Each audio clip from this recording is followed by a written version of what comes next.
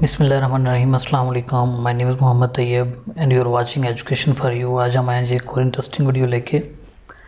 ये है जी chapter number 4-5 के स्मार्ट सिलेबस के अकॉर्डिंग जो MCQs हैं 9th क्लास के, उनको सॉल्व करेंगे आज हम। तो without wasting any time video start करते हैं। इससे पहले सिर्फ एक रिक्वेस्ट करूँगा कि अगर आप फर्स्ट टाइम हमारे चैनल पर आए हैं तो please make sure to subscribe our channel. यहाँ पर आपको डिफरेंट सब्जेक्ट्स की बहुत क्वालिटी वीडियोज़ हैं वो मिल जाएंगी जी। तो स्टार्ट करते हैं। पहला MCQs है चैप्टर नंबर 4 का स्मार्ट सिलेबस के अकॉर्डिंग कि एक वेक्टर के जो अमूदी कंपोनेंट्स हैं, अमूदी कंपोनेंट्स का मतलब होता है जो उसके रेक्टेंगुलर कंपोनेंट्स हैं किसी भी वेक्टर के, वो कितने होते हैं। ठीक है, तो भाई रेक्टेंगुलर कंपोनेंट्स दो ही होते हैं, जो x एक्सिस पे एक होता है और एक y एक्सिस पे होता है। तो ये दो रेक्टेंगुलर कंपोनेंट्स होते हैं किसी भी वेक्टर के। ओके, तो कह रहा है कि अगर दो इक्वल फोर्सेस हैं और वो अनलाइक पैरेलल फोर्सेस हैं तो इनका लाइन ऑफ एक्शन भी मुख्तलिफ हो तो क्या होगा। देखिए बच्चों, अगर हमारे पास लाइन ऑफ एक्शन मुख्तलिफ हो और ये अनलाइक पैरेलल फोर्सेस हों तो ये कपल जनरेट होता है। ठीक है, इसकी डिटेल्ड जो वीडियो है चैप्टर नंबर 4 की और 5 की, ये अलग अलग मैंने अपलोड की हुई हैं, जिसके अंदर मैंने सारी चीज़ें आपको पेपर के ऊपर एक्सप्लेन की हैं या बोर्ड के ऊपर एक्सप्लेन की हुई हैं। ठीक है, तो ये सिर्फ स्मार्ट सिलेबस है, तो इसमें मैं आपको हल्का हल्का हिंट दूंगा और ताकि आपको रिफ़्रेश हो जाए ज़रा। और अगर आपने फुल वीडियो देखनी है तो प्लीज़ मेरी उन वीडियोस को ज़रूर देखें। नेक्स्ट क्या है जी, और वो वीडियोस हैं भी इंग्लिश में। ठीक है, सम स्टूडेंट्स हो सकता है यहाँ पे देख रहे हो कि ये उर्दू लिखा हुआ है, हमने तो इंग्लिश रखी हुई है वगैरह वगैरह, तो ऐसा कुछ नहीं है, वो सारी इंग्लिश में है। हेड टू टेल रूल्स में कहते हैं कितने वैक्टर्स को ऐड किया जा सकते हैं, यानी how many vectors could be added in head to tail rule. तो देखें जिसमें कि कोई तादाद नहीं है, मसलन एक तो एक ही है, दो भी ऐड कर सकते हैं, 3, 4, 5, कोई भी नंबर। ठीक है, सो कोई भी तादाद इसका जवाब आएगा। नेक्स्ट एक छोटा सा न्यूमेरिकल है, कह रहा है कि x एक्सिस के ऊपर 30 डिग्री का एंगल है और 10 न्यूटन की फोर्स है। आप इसका x कंपोनेंट जो है वो फाइंड आउट करें। ठीक है, देखें जी, x कंपोनेंट आपको पता है कि f of x is equal to f cos theta.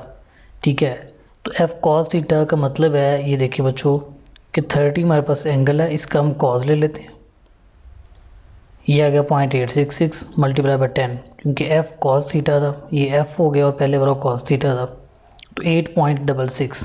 ठीक है, ये इसका आंसर आया। तो 8.66 को हम 8.7 भी कह सकते हैं राउंड फिगर करके, तो ये 8.7 न्यूटन इसका आंसर है। नेक्स्ट देखिए बच्चों, हमारे पास है कि ये जो MCQs है आपका, ये वाला सेकंड MCQs का ही अपोजिट है। ठीक है, ये देखिए लिखा हुआ है कि when a couple is form, couple कब बनता है। ठीक है, कह रहा है कि एक ही लाइन में अमल करने वाली मसावी और मुखालिफ फोर्सेस, यानी कि पैरेलल और अपोजिट फोर्सेस से। ठीक है, तो ये अगर आप गौर करें तो ये पीछे पढ़ के हैं, अनलाइक पैरेलल फोर्सेस जो कि लाइन ऑफ एक्शन मुख्तलिफ होता है, वो क्या बनाते हैं, कपल। और यहाँ पूछ रहा है कपल क्या होता है, तो उसकी डेफिनेशन उसने घुमा फिरा के आगे लिख दी हुई है। आगे लिखे बच्चों, एक जिस्म डायनामिक इक्विलिब्रियम में होता है जब उसकी dynamic equilibrium is basically something, जिसके अंदर इक्विलिब्रियम आता है जब आपके पास स्पीड यूनिफॉर्म होती है। मसलन जी एक फ़ैन जो है वो एक ही स्पीड पे रोटेट कर रहा है। ठीक है, तो ये डायनामिक इक्विलिब्रियम में है। तो जो आपके पास जिस तरह अर्थ है, अर्थ रोटेट कर रही है, ये एक ही रेट पे रोटेट कर रही है, तो इसका जो इक्विलिब्रियम आएगा वो डायनामिक इक्विलिब्रियम होगा। ठीक है, यानी इसकी स्पीड जो है ना वो यूनिफॉर्म होती है। एक्सेलरेशन सिफर का मतलब है कि चीज़ जो है वो जो उसकी वेलोसिटी है वो यूनिफॉर्म है। ठीक है, और ये तमाम तो हो ही नहीं सकता, ये दोनों बातें गलत हैं। ये वाली जो स्पीड यूनिफॉर्म है ये सबसे बेस्ट ऑप्शन है। नेक्स्ट लिखा हुआ जी, न्यूट्रल इक्विलिब्रियम के लिए जो सेंटर ऑफ ग्रेविटी है वो कहाँ पे होना चाहिए जी। तो सेंटर ऑफ ग्रेविटी जो है उसका ऐसी जगह पे होता है जहाँ पे वो अपनी बुलंदी को मेंटेन रखता है, यानी अपनी हाइट गिरने नहीं देता।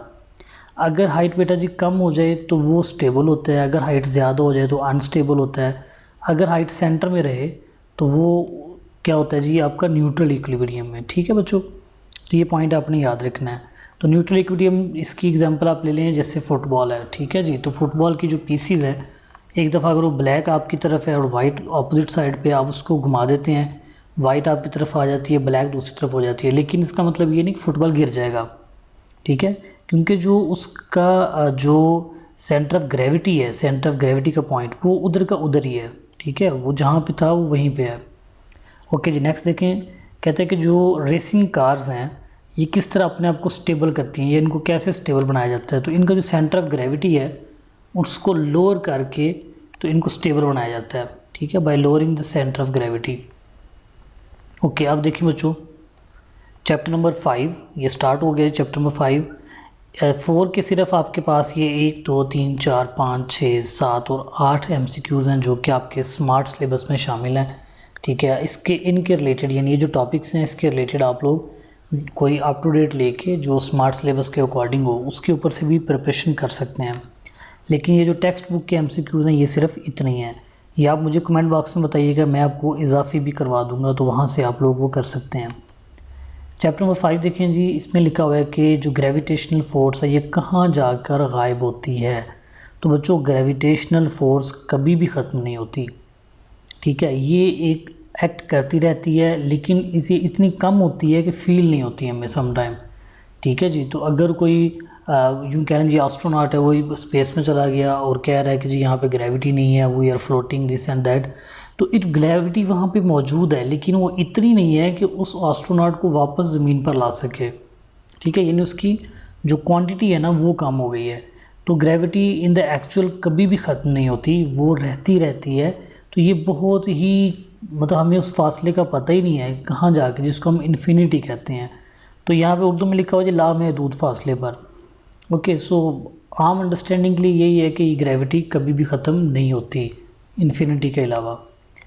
जी की कीमत कब बढ़ती है? ग्रेविटेशनल एक्सेलरेशन की जो वैल्यू है बेटा, ये आपको पता है कि अगर आपकी हाइट इंक्रीज़ हो रही हो तो ये जो वैल्यू है ये डिक्रीज़ हो रही होती है, और अगर ये उल्ट कर दें यानी हाइट डिक्रीज़ हो रही है तो इसकी वैल्यू इंक्रीज़ हो जाती है, ठीक है जी। तो जैसे जैसे हम हाइट कम करते जाते हैं इसकी वैल्यू बढ़ती जाती है।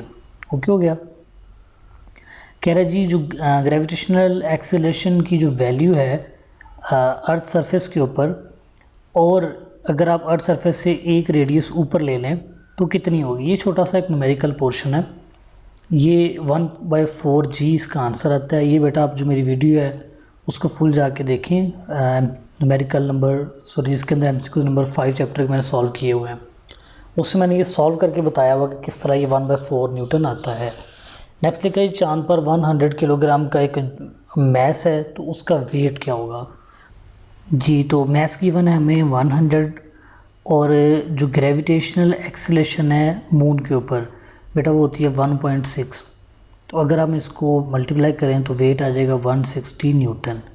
ओके हो गया।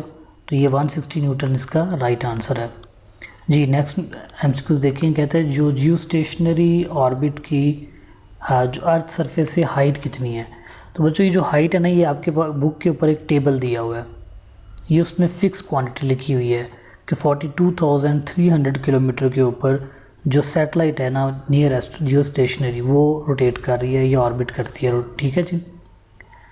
आगे लिखा हुआ है कि जो निचले ऑर्बिट की सैटेलाइट है, बेटा ये निचले ऑर्बिट का क्या मतलब है कि जो हमारे पास होती है ना सैटेलाइट्स, ठीक है, ये कुछ अर्थ सरफेस के बिल्कुल करीब घूम रही हैं, ठीक है, कुछ थोड़ा सा दूर फासले पे, कुछ उससे ज़्यादा फासले पे, इस तरह।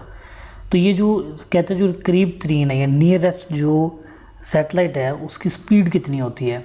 तो ये भी आपकी बुक में एक टेबल में बताया गया है कि 8000 मीटर पर सेकंड स्पीड होती है उस सैटेलाइट की जो नियरेस्ट ऑर्बिट में रोटेट कर रही है, ठीक है जी। तो उम्मीद है आपको MCQ समझ आए होंगे। अगर किसी किस्म की प्रॉब्लम हो तो please don't hesitate to ask, आप लोग कमेंट बॉक्स में पूछ सकते हैं।